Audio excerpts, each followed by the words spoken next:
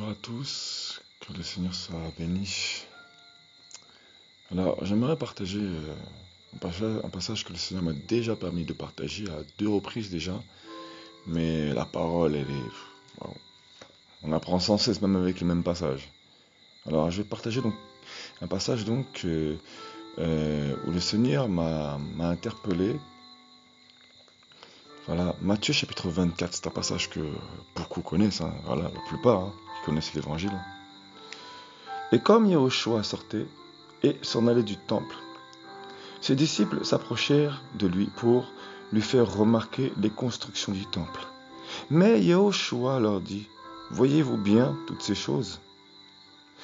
Amen, je vous le dis, il ne sera laissé ici pierre sur pierre qui ne soit démoli. » Mais, s'étant assis sur la montagne des Oliviers, ses disciples vinrent à lui en particulier et lui dirent, « Dis-nous, quand ces choses arriveront-elles?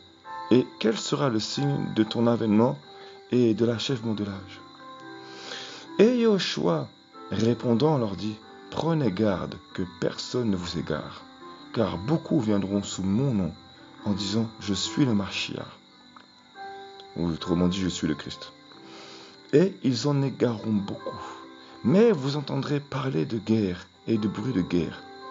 Veillez à ne pas être troublés, car il faut que toutes ces choses arrivent. Mais ce ne sera pas encore la fin. Car une nation s'élèvera contre une autre nation, et un royaume contre un autre royaume. Et il y aura des famines, des pestes, et des tremblements de terre en divers lieux. Mais toutes ces choses ne seront que le commencement des douleurs. Je vais m'arrêter là. Alors, premièrement, le passage commence par « Et comme Yahushua sortait et s'en allait du temple, ses disciples s'approchèrent de lui pour lui faire remarquer les constructions du temple. » Genre, hey, maître, regarde, retourne-toi un peu. Regarde un peu, t'as vu un peu la bâtisse? T'as vu un peu la bâtisse, le bâtiment un peu? T'as vu comment c'est joli? Yahushua n'était pas du tout là-dessus. En fait, Yahushua connaissait sa mission. Il connaissait sa destinée. Et pour quelle mission il était appelé sur terre? Il connaissait son identité. Les apôtres, il faut comprendre une chose. Les apôtres, du temps de Yahushua, je veux dire, avant sa résurrection, avant le jour de la Pentecôte, ils étaient complètement charnels. Voilà, ils avaient reçu le mandat pour chasser les démons. Ils avaient reçu le mandat. En fait, c'était pour leur préparer à la fonction à venir. Mais ils étaient charnels. Hein. Voilà. Ils étaient complètement terrestres. Hein. Je ne dis pas qu'il faut savoir être terre à terre, parce qu'il faut quand même comprendre le cœur des autres quand même. Mais ils étaient charnels. Voilà. La chair, quoi. Donc voilà. Donc ses disciples s'approchèrent de lui pour lui faire remarquer les constructions du temple. Mais Yahushua leur dit, « Voyez-vous bien toutes ces choses? Amen, je vous le dis, il ne sera laissé ici pierre sur pierre qui ne soit démoli. » Alors remarquez bien la réaction. Lui, il leur dit, il ne restera pas ici pierre sur pierre qui ne soit démoli. En gros, dès qu'il leur dit ça, déjà, premièrement, les disciples étaient très sur Israël. Ils attendaient que seulement que le royaume revienne à l'état initial. Ils n'avaient pas compris en fait la vision en fait de Yahushua. Ils n'avaient pas compris cette vision de la reconstitution du corps, la reconstitution du corps, la réconciliation des membres du corps. Voilà, ils n'avaient pas compris ça, la restauration, la guérison du corps. Ils n'avaient pas compris ça. Voilà, ça nombreux le savent déjà. Voilà, gloire à Yahushua. Et lui donc, il leur dit,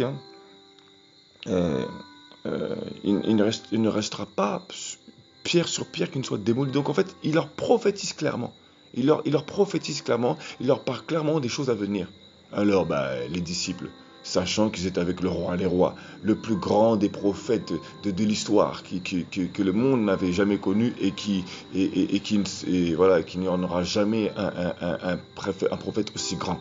Parce que c'est le roi des rois, c'est le créateur du ciel, de la terre, de l'univers, de tout.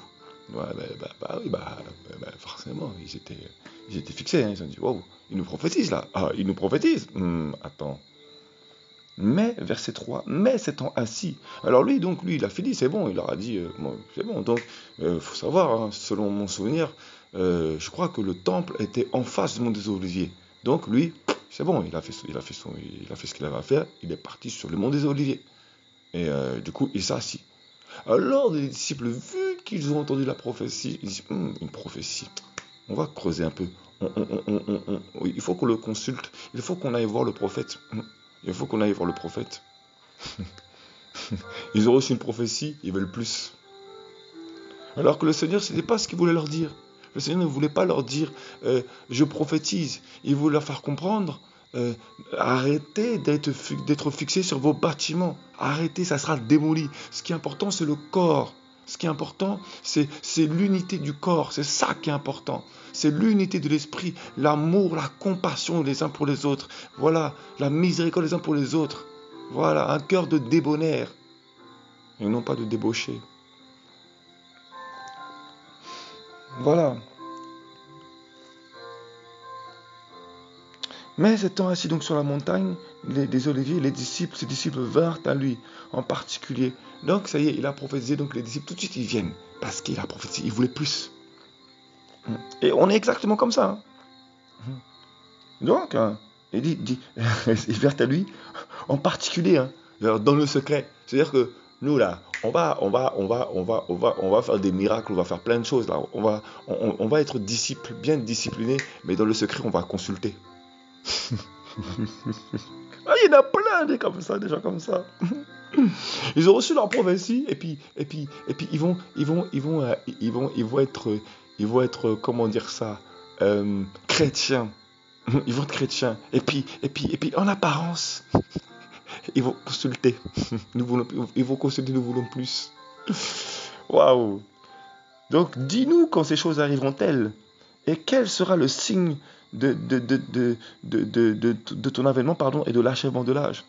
Et là, Yoshua, surprise. Yoshua, répondant, leur dit, prenez garde que personne ne vous égare. Voilà, en gros, ne venez pas à moi pour me consulter. Ne venez pas à moi pour les prophéties. Je suis avec vous. Cherchez à me connaître, je suis avec vous. Je suis avec vous, je suis présent avec vous. Pourquoi vous voulez de prophéties? Cherchez déjà à avoir la paix.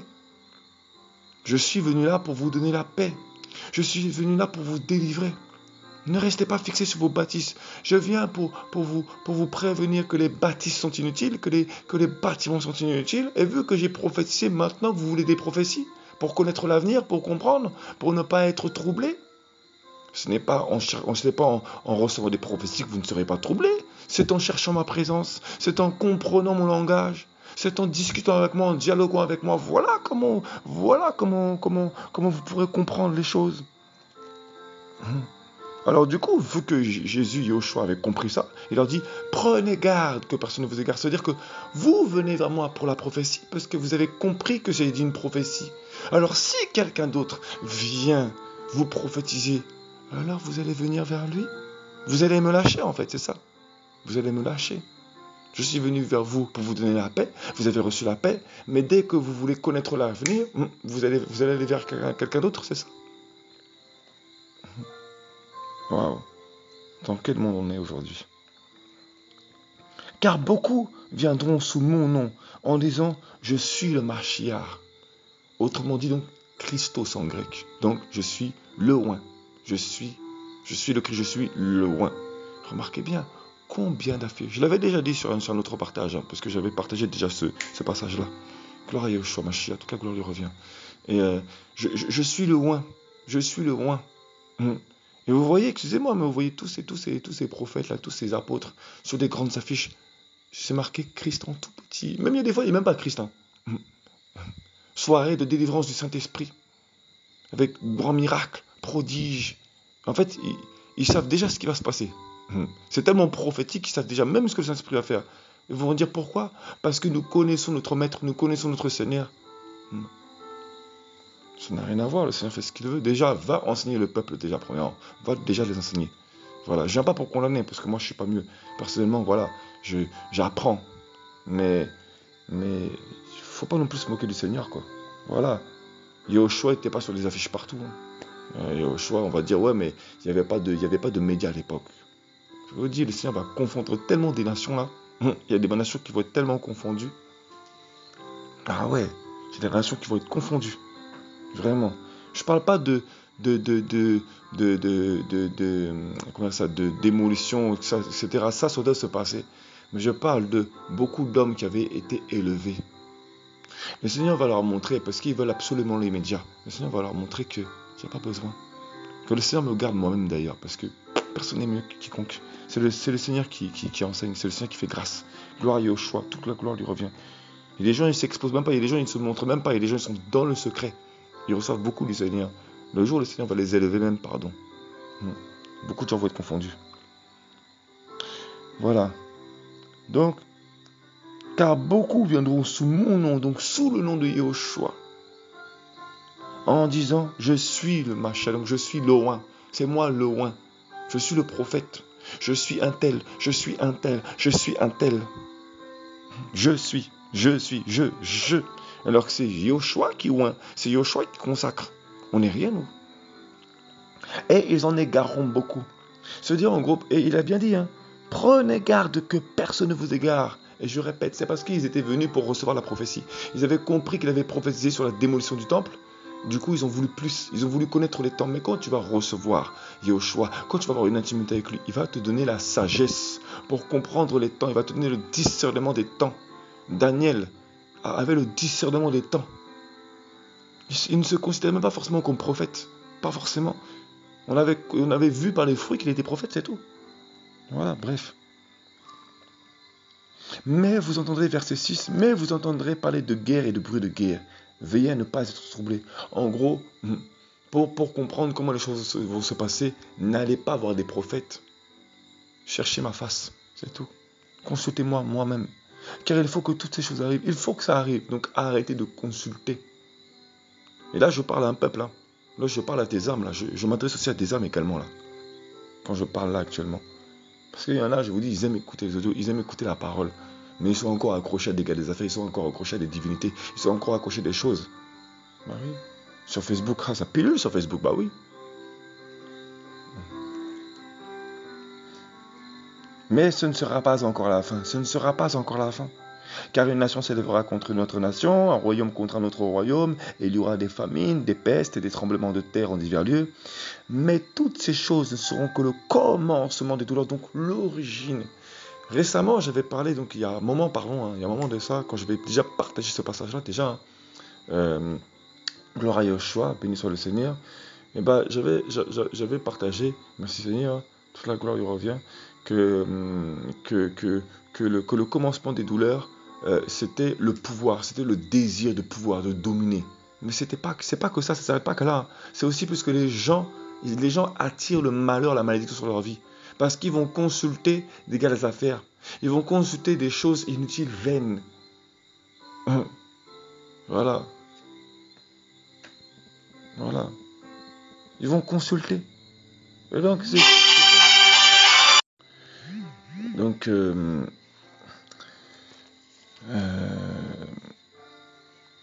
voilà, donc l'origine en fait, l'origine des douleurs, ce n'est pas seulement aussi le pouvoir, vouloir dominer, mais c'est également aussi vouloir absolument la prophétie, le prophétique. Ça aussi c'est une forme de douleur, ça aussi ça arrange, ça aussi parce que parfois on est tellement habitué à vouloir des prophéties, voilà. Et même ça aussi c'est un péché devant le Seigneur, parce que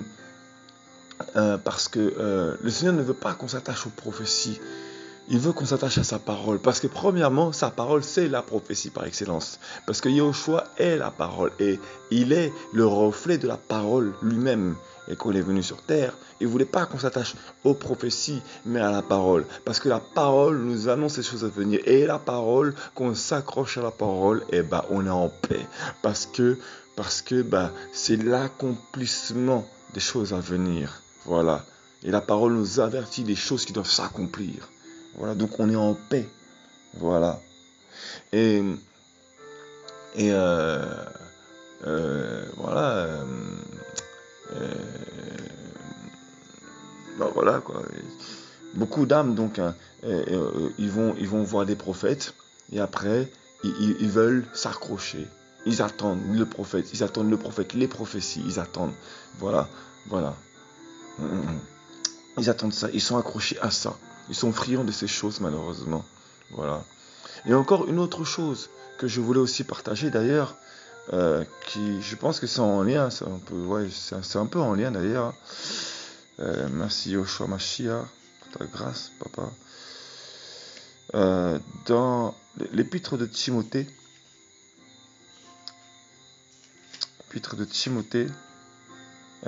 première épître de Timothée, chapitre 4, verset 7.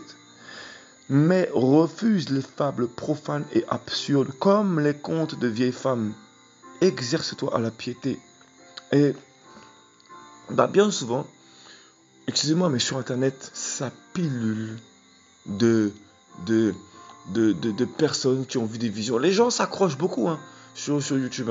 À des gens qui ont eu des visions, ils ont été amenés en enfer, au paradis, etc. Il y a un temps où, lorsque on commence trop à s'accrocher à ces choses-là, ça devient des fables. Ça devient des contes à la fin. Pourquoi ?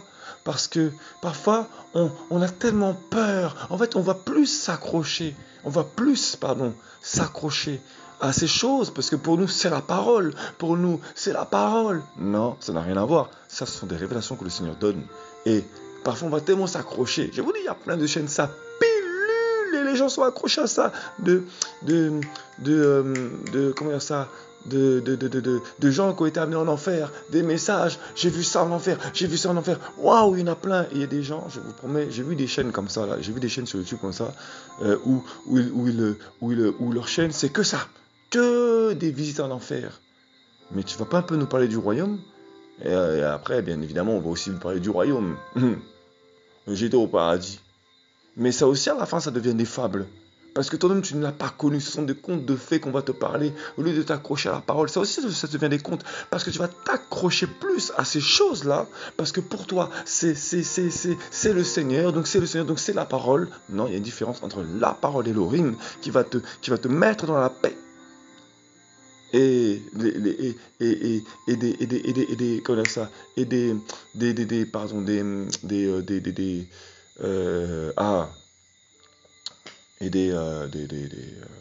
visites, quoi, des voyages en enfer ou au paradis, quoi, voilà. C'est bien, une fois, deux fois, trois fois, bon, ça passe.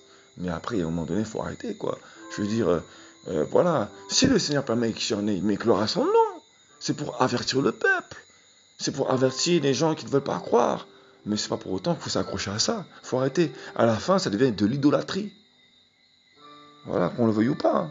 À la fin, ça devient des fables. Ce sont des choses qu'on nous raconte, parce que si tu ne l'as pas vu et que tu entends, ça devient comme des contes pour toi. Ça devient parce que c'est des choses qu'on n'a pas encore vues. C'est des choses qui existent mais qu'on ne voit pas. C'est des choses qu'on peut imaginer. Des choses qu'on peut imaginer, ça peut devenir des contes. Je vous dis, exercez-vous la piété plus qu'à ce que vous entendez. Et vous exercez-vous à la piété et à la parole Elohim, à Yehoshua Mashiach. Ça aussi, ce sont des prophéties, effectivement. La parole est prophétique, mais à un moment donné, il faut arrêter. À un moment donné, il faut savoir, comment dire ça, discerner. Il faut savoir où mettre son pied. Il faut savoir être stable. Il faut savoir avoir un équilibre dans sa vie. Je vous dis, il y a des gens, ils n'arrivent pas à s'accrocher à la parole. Et qu'est-ce qu'ils vont faire ? Ils vont regarder toutes les vidéos là sur l'enfer et le royaume. Et ils vont se sentir, comment dire ça ? Il y a un mot pour ça. Ils vont se donner bonne conscience parce qu'ils s'y intéressent. C'est pas parce que tu t'intéresses à ça que tu es sauvé.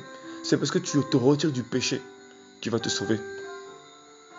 Le Seigneur va permettre que tu regardes des vidéos comme ça pour t'avertir, mais après, il y a un temps, faut t'accrocher à la parole. Parce que après c'est pas que c'est se moquer du Seigneur, d'Elohim, mais c'est qu'il faut savoir à un moment donné avoir un équilibre, quoi. Voilà. Il y a un temps où il faut savoir être averti, il faut recevoir les avertissements, c'est bien. Mais il y a un temps où il faut aussi s'équilibrer, être sur la parole, s'accrocher à la parole. Voilà. Voilà. C'est comme les gens là qui vont écouter tout le temps là des personnes là qui sont des anciens satanistes. Je dis pas, c'est bien. Je ne les condamne pas, je jette pas la pierre sur ces gens. Non, ceux qui reçoivent des songes là, ou alors des songes ou des visites en enfer ou au paradis, ou alors des témoignages de satanistes et tout. Non, je jette pas la pierre sur ces gens-là. Mais ce que je veux dire, c'est que il y a un temps où il faut savoir y a un temps, il faut savoir mettre des limites. Voilà. Alors, allez voir un prophète. C'est pas, on va pas être condamné pour ça. Mais ça dépend pour quelle motivation, ça dépend pour quel objectif. C'est quoi le but? Est-ce que tu veux arrêter avec le péché? Est-ce que tu veux le consulter? C'est quoi? Pourquoi? Pourquoi? Et après, on va se plaindre que le prophète nous a fait du mal. Mais tu n'avais qu'à t'accrocher à Yahushua. C'est lui le sauveur. Faut arrêter aussi, quoi. Voilà. Alors, je veux bien croire qu'il y a des serpents, des gens, ils étaient des prophètes et ils ont la divination. Ils sont devenus des devins. Je dis pas, hein. Mais à un moment donné, il faut aussi savoir faire la part des choses, hein. C'est vous aussi parfois qui les rend des déséquilibres aussi parfois, hein. Voilà, hein. Mhm. Donc, voilà. Toute la gloire vient à Yoshua Mashiach. Donc, il faut vraiment s'accrocher au Seigneur. Voilà. Quand le Seigneur a parlé donc à ses disciples, ça veut dire accrochez-vous à moi, arrêtez de vous accrocher aux prophéties. C'est pas parce que je prophétise, voilà, vous êtes à mes côtés, c'est pour être avec moi. C'est pour que je vive en vous, c'est pour que je demeure avec vous, pour vous sauver. C'est pas pour recevoir des prophéties. Voilà. Parce que ça aussi, ça peut emmener en enfer, hein. Ça aussi, c'est un risque, hein. Ça aussi, ça peut emmener le déséquilibre, tout en voulant la prophétie. Voilà. Pour ceux-là qui ont reçu véritablement le Mashiach, le Yahushua en eux, vraiment Jésus-Christ comme Seigneur et Sauveur, véritablement, et qui sont véritablement convertis, véritablement, je dis bien, ceux qui veulent fuir le péché, voilà. Le Seigneur ne vous parle pas en rêve, il ne vous parle pas en songe la nuit. Faut arrêter aussi, quoi. Il y a un temps, voilà. Je dis pas, hein, personne n'est à l'abri, c'est le Seigneur qui nous met à l'abri. Je dis pas, c'est pas condamné, c'est pas pour jeter la pierre. Mais il faut savoir aussi trouver un équilibre aussi dans la vie avec le Seigneur. Voilà. Voilà. C'est être en sa présence qui est important. C'est pas de demander les temps, qu'est-ce qui va se passer dans les temps à venir. Lorsque vous allez être en paix, vous ne serez pas dans le trouble, la parole lui-même se révélera. Et il vous montrera les choses, il vous donnera le discernement des temps et des choses à venir. Vous ne serez même pas troublé. Dans ce passage-là, on voit bien que ce ne sera que le commencement des douleurs. Donc l'origine des douleurs, effectivement, ce n'est pas que le pouvoir, ce n'est pas que la domination. Il n'y a pas que ça. Mais c'est aussi, voilà, chercher à tout prix à connaître l'avenir. Ça s'appelle de la consultation. Et le Seigneur condamne ces choses. Pour le Seigneur, c'est un péché. Ça devient de la consultation. Deutéronome chapitre 18. Il faut arrêter aussi. Ça peut être de la consultation. Voilà. Toute la gloire vient à Yahushua Mashiach. Que le Seigneur soit béni et que le Seigneur vraiment vous bénisse, vous fortifie. Voilà. Alléluia.